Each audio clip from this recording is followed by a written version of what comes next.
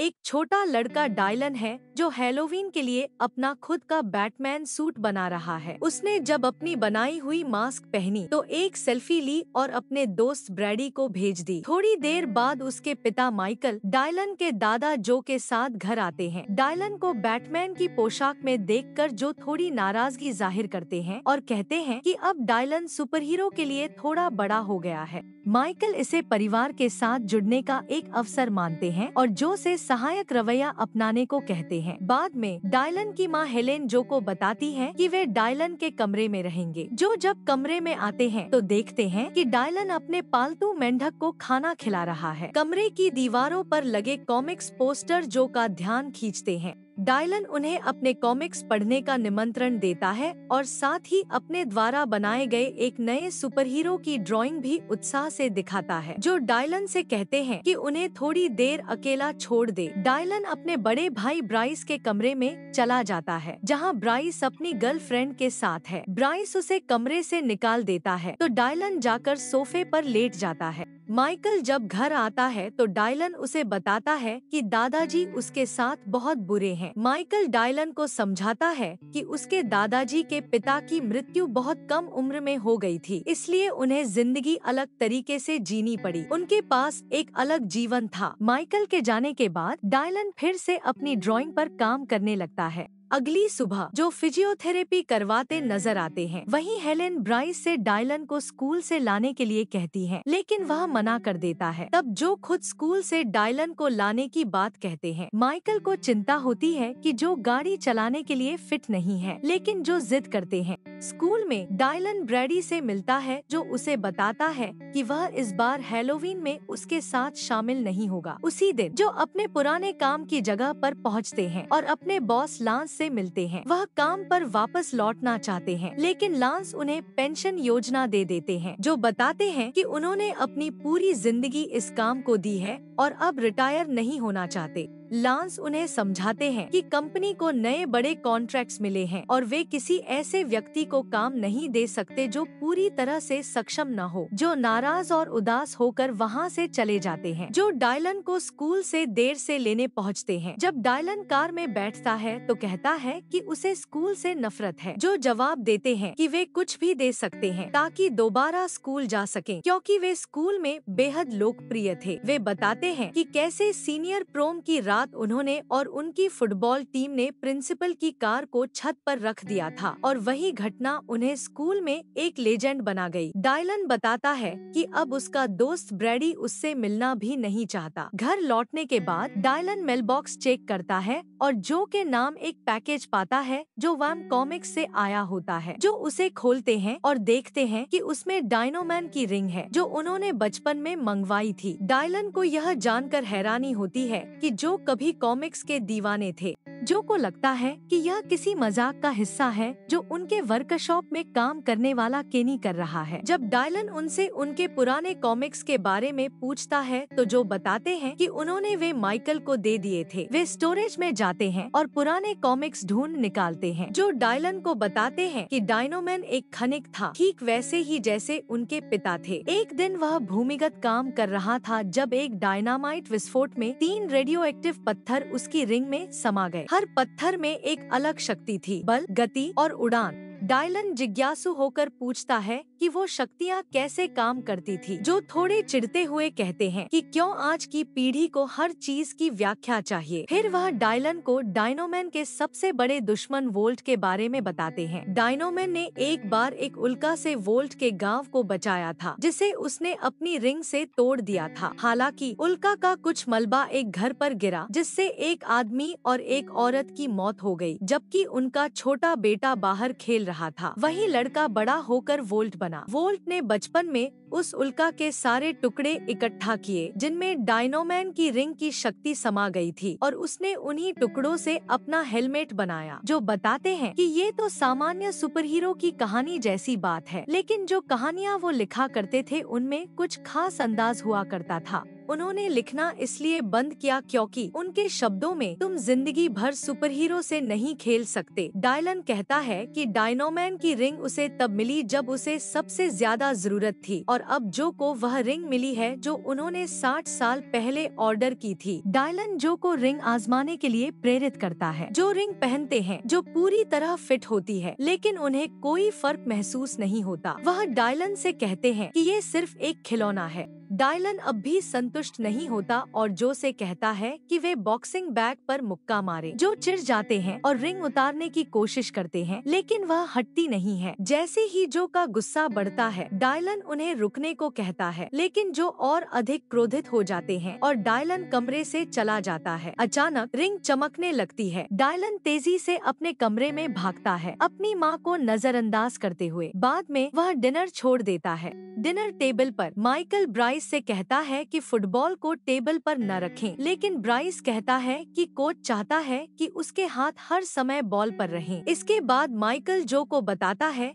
कि लांस का फोन आया था और उसने एक काफी अच्छा रिटायरमेंट पैकेज ऑफर किया है। जो जवाब देते हैं कि वे उसे 20 साल बाद लेंगे। माइकल उन्हें अभी लेने की सलाह देते हैं। जो झुंझलाकर कहते हैं कि उन्होंने हमेशा माइकल पर विश्वास किया है और माइकल को भी अपने पिता पर भरोसा करना चाहिए। हेलेन फिर जो से पूछती है कि क्या उन्होंने सच में माइकल पर विश्वास किया था। माइकल डायलन को बुलाते हैं और वह आ जाता है। हेलेन जो से कहती है कि अगर लांस को जो की वापसी को लेकर चिंता है तो वे उन्हें वापस काम पर नहीं जाने दे सकते। जो चिढ़ जाते हैं और कहते हैं कि वही कारण है कि कंपनी को इतने बड़े ऑर्डर मिल रहे हैं। उसी समय डायलन देखता है कि जो की रिंग चमकने लगी है। माहौल गर्म हो जाता है जब माइकल और जो के बीच बहस तेज हो जाती है। हेलेन बीच बचाव करती है और ब्राइस से बॉल छोड़ने को कहती है। ब्राइस बॉल फेंक देता है जिसे जो हवा में पकड़ लेते हैं और अपनी मुट्ठी में कुचल देते हैं। डायलन जो को देखता है और नोट करता है कि उनकी रिंग तेजी से चमक रही है। जो अभी भी यह मानने को तैयार नहीं है कि क्या हो रहा है। डायलन उन्हें फिर से बॉक्सिंग बैग पर मुक्का मारने को कहता है। जब जो मना करते हैं तो डायलन उन्हें चिढ़ाने लगता है। गुस्से में जो बैग पर जोरदार मुक्का मारते हैं जिससे वह दीवार में जा धंसता है। उत्साहित होकर वह टेबल पर हाथ मारते हैं और वह भी टूट जाती है। उन्हें यह भी एहसास होता है कि उनके पैर पहले से कहीं बेहतर काम कर रहे हैं।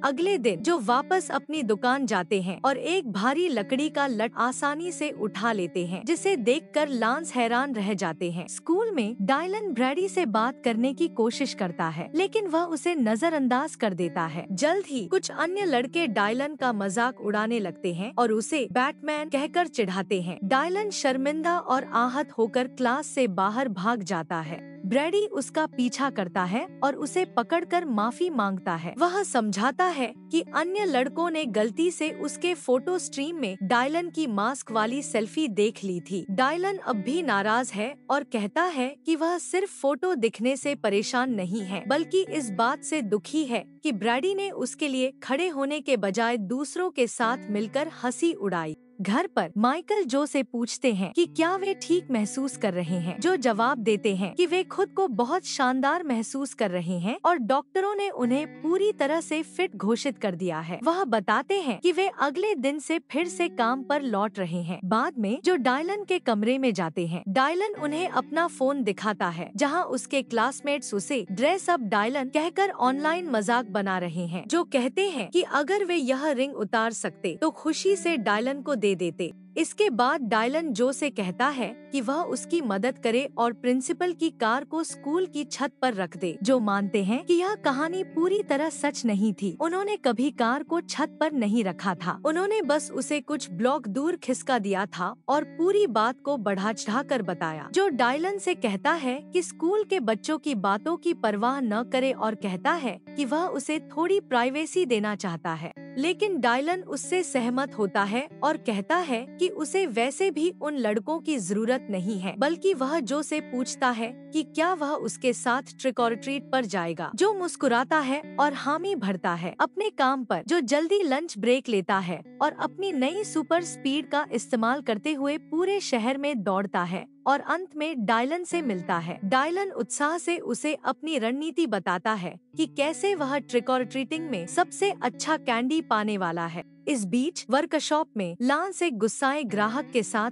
तीखी बहस कर रहा होता है। उसने 2 दिन में 150 टेबल डिलीवर करने का वादा किया था, लेकिन समय पर नहीं कर पाया, जो हस्तक्षेप करता है और आत्मविश्वास से ग्राहक को आश्वस्त करता है कि पूरा ऑर्डर अगले दिन तक तैयार हो जाएगा। जब जो काम में जुट जाता है तो डायलन घर पहुंचता है और अपने हैलोवीन कॉस्ट्यूम में तैयार हो जाता है, बेसब्री से जो के लौटने का इंतजार करता है। इस बीच माइकल डायलन से बात करता है और नोट करता है कि हाल ही में जो और डायलन दोनों का व्यवहार बदला हुआ है। वह पूछता है कि क्या डायलन जानता है जो कहा है। डायलन सहजता से कहता है कि वह शायद अपनी सुपर पावर्स के साथ मजे कर रहा है। माइकल हैरान होकर और सवाल करता है। तब डायलन उसे बताता है कि जो को एक सुपर पावर्ड रिंग मिली है। वर्कशॉप में जो अपने साथियों के साथ आराम कर रहा होता है और ड्रिंक कर रहा होता है। तभी अचानक माइकल वहां पहुंचता है, गुस्से से भरा हुआ, जो माफी मांगता है और कहता है